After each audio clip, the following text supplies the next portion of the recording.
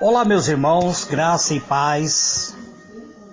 Aqui quem vos fala, vosso irmão em Cristo, presbítero Gregório, trazendo mais um pedacinho do maná dos céus. Amados, diletos irmãos, nós estamos falando sobre fé, fé que agrada a Deus.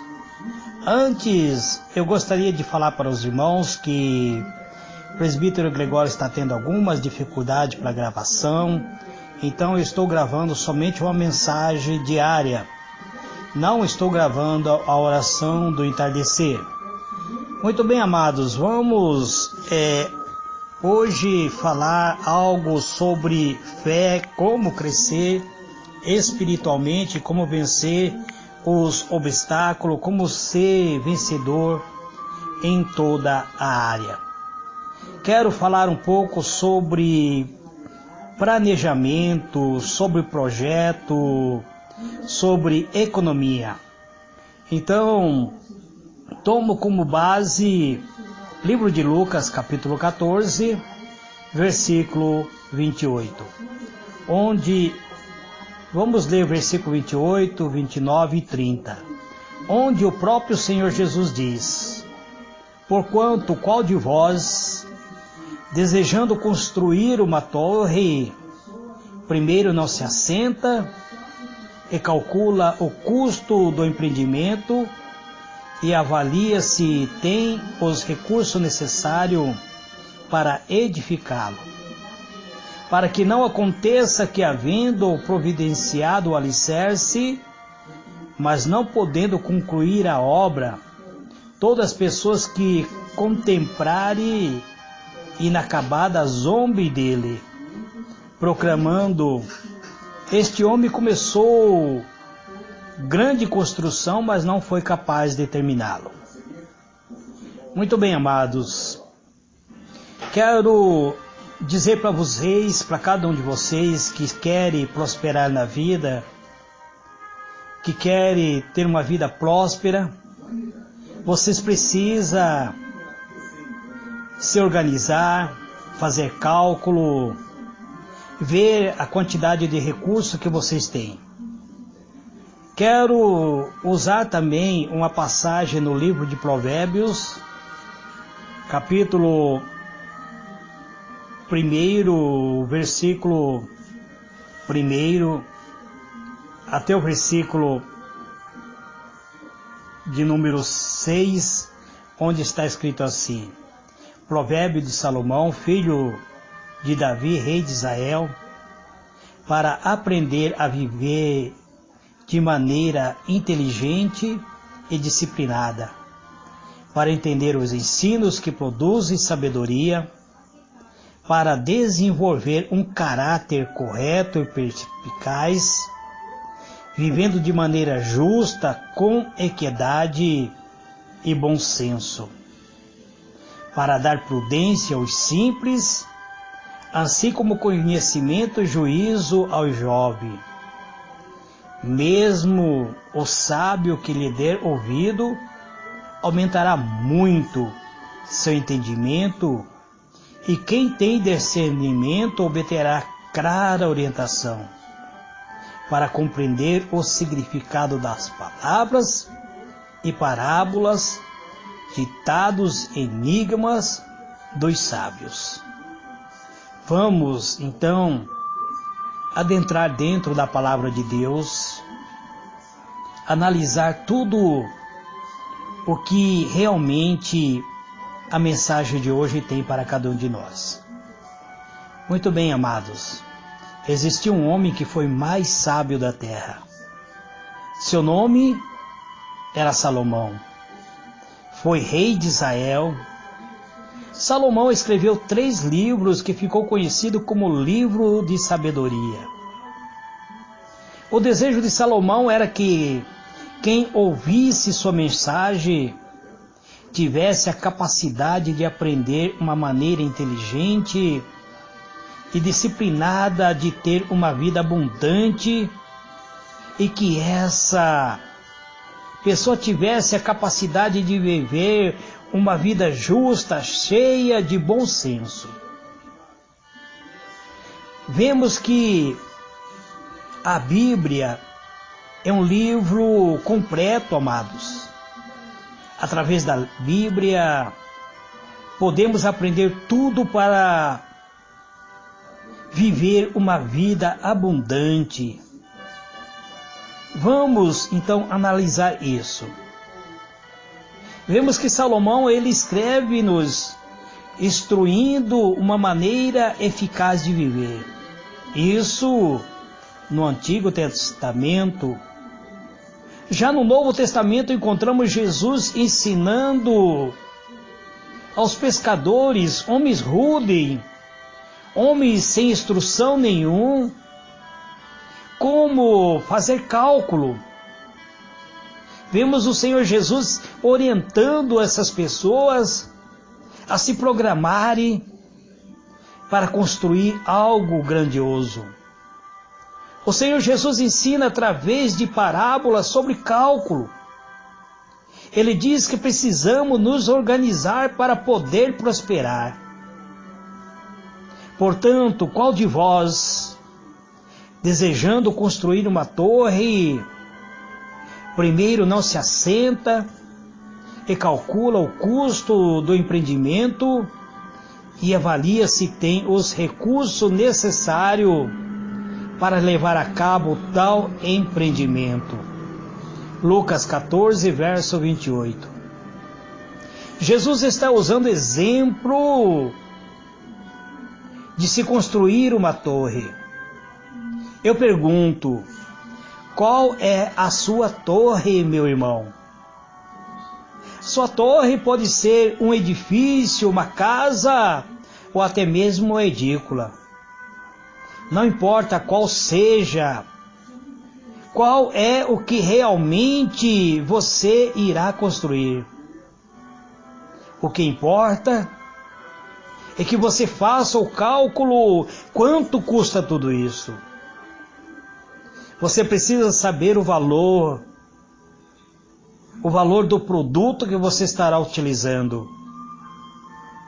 Você vai construir uma casa, você tem que saber o custo de cada material utilizado nesta casa, desde o alicerce até o acabamento. A expectativa da esperança marca um prazo para a execução de alguma empreitada.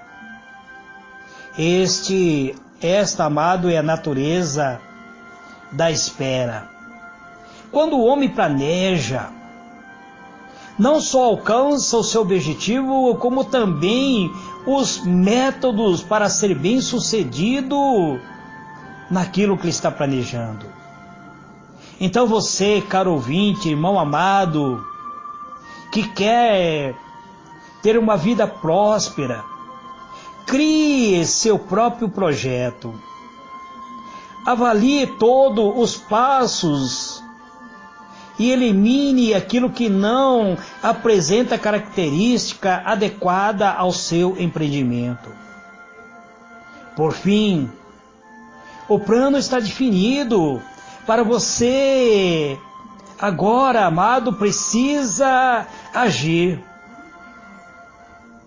Você precisa agora colocar em prática este plano.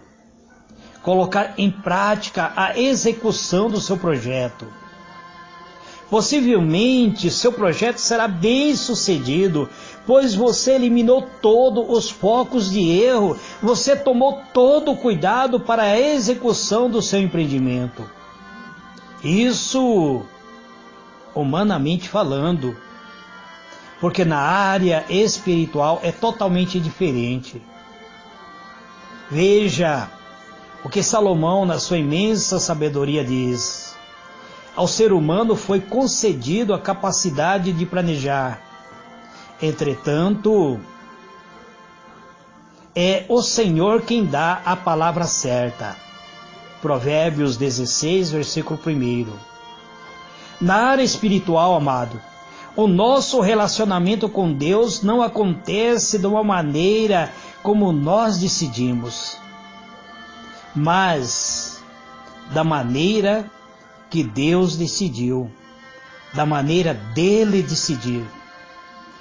A Bíblia diz que o homem pode fazer seu plano, almejar proeza, sonhar com fama, mas isso não lhe confere a realização dos seus desejos, porque muitas vezes seus planos não são os planos de Deus.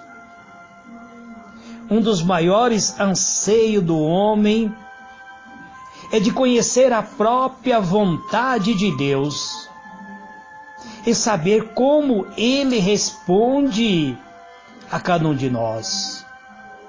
O Espírito Santo nos mostra nas páginas da Escritura os critérios que Deus usa e como eles são diferentes daquilo que o homem deseja que seja. Deus, como Senhor do Universo, age conforme a sua vontade, porque Ele sabe que o seu método é o melhor para nós. É por isso, amados, que muitas vezes cada um de nós ficamos confusos, porque esperamos de um modo e Deus responde de outros. Muitas vezes, ao orarmos a Deus, Deus imediatamente responde com um sim. Isso porque Ele sabe que a resposta para nós é para a nossa própria edificação. Mas muitas vezes, o próprio Deus responde com um não. O sim de Deus visa agir o propósito final do seu plano, amados. Embora muitas vezes não entendemos o não de Deus, mas Deus pode dizer não para mostrar-nos que Ele nos ama e que o nosso pedido não está de acordo com sua palavra, que aquele pedido que muitas vezes apresentamos a Ele não irá nos edificar.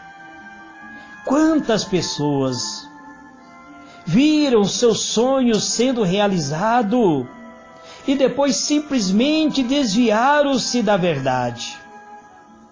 Então Deus pode responder com um sim, com um não, ou simplesmente se manter calado. Quando Deus está em silêncio, amados, não significa que Ele está dizendo não, mas significa que Ele está dizendo, espere mais um pouco. Portanto, o não de Deus também é parte do seu caráter, da sua santidade, faz parte da personalidade santa do Todo-Poderoso, o grande Rei, o soberano Criador dos céus e da terra. Quando Deus está em silêncio, muitas vezes, amado, quando oramos para Ele, chegamos na presença dEle, falamos para Ele, contamos a Ele nosso dilema, nossos problemas, nosso anseio, o desejo do nosso coração, mas parece que Deus engavetou os nossos pedidos, não há resposta.